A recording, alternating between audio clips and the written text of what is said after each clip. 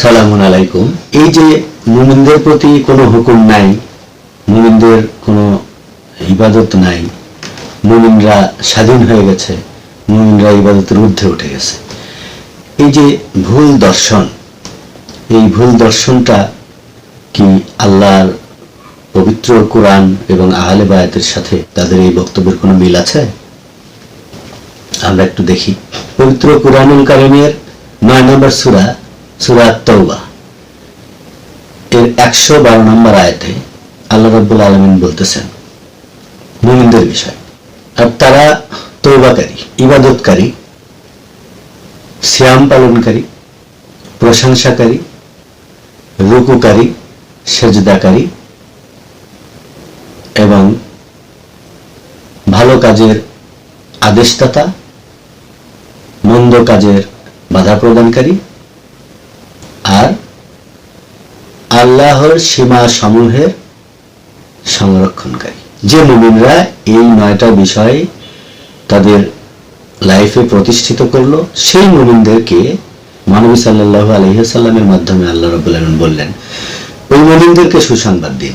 তো এই আয়াতে লক্ষ্য করেন, এখানে প্রথমেই বলা হলো তওবা করে। তওবাটা কি? তওবা হলো তাদেরই প্রয়োজন হয় যাদের ভুল হয়, পাপ করে, তারা সেই অশ্লীল কাজ হইতে ফিরে আসবে। তওবা অর্থই হলো অশ্লীল কাজ হইতে ফিরে আসা। যে মুমিনগণ তাদের জীবনে প্রতিষ্ঠিত করলেন এই কাজগুলো, সেই মুমিনদেরকে আল্লাহ রাব্বুল আলামিন সুসংবাদ দিতে বলেছেন।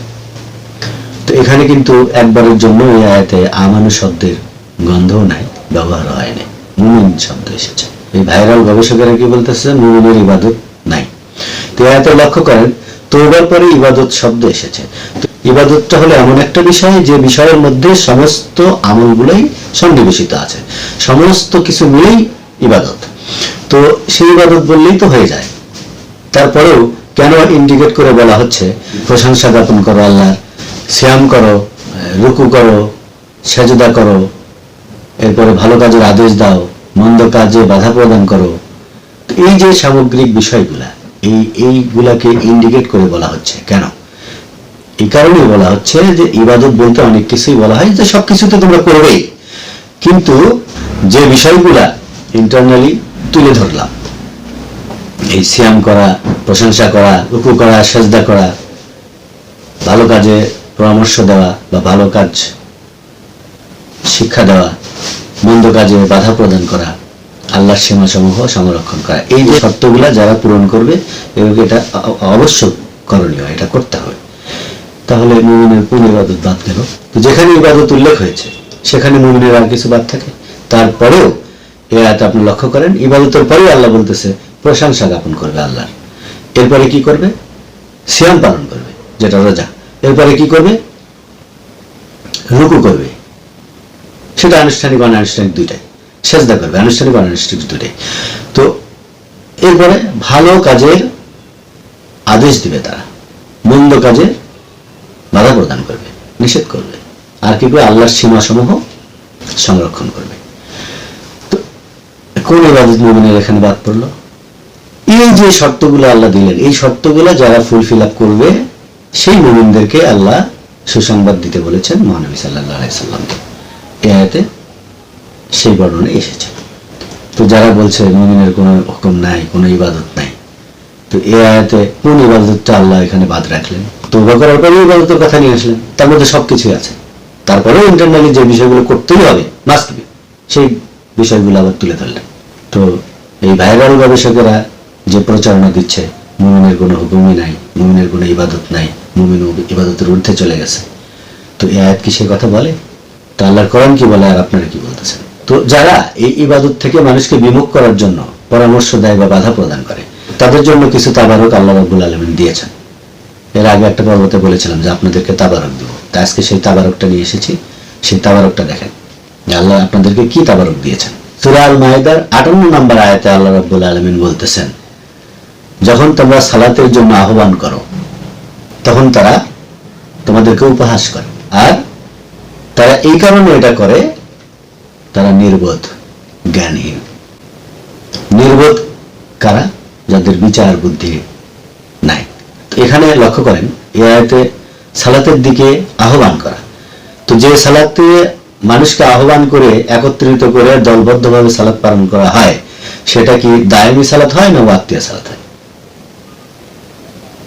ভাইরাল গবেষক সাহেবেরা একটু চিন্তা করে নিয়ে আয়। যে সালাতে মানুষকে ডাকা হয়, তারপরে মানুষ সেই ডাকে সাড়া দেয়, দিলে জামাতের সালাত করা হয়, সেটা কি দায়েমি হয় না ওয়াক্তিয়া হয়? তো সেই ওয়াক্তিয়া সালাতকে নিয়েও যারা উপহাস করে, এই আয়াতে সেটাই বলা হচ্ছে। নিজেরা তো করেই না, উপহাস করে, তারাই হলো নির্বুদ্ধি এবং জ্ঞানী। এটা আপনাদের জন্য আল্লাহ তাবারক পাঠিয়ে দিয়েছেন, আপনারা এই তাবারকটা তানাউল ফরমান।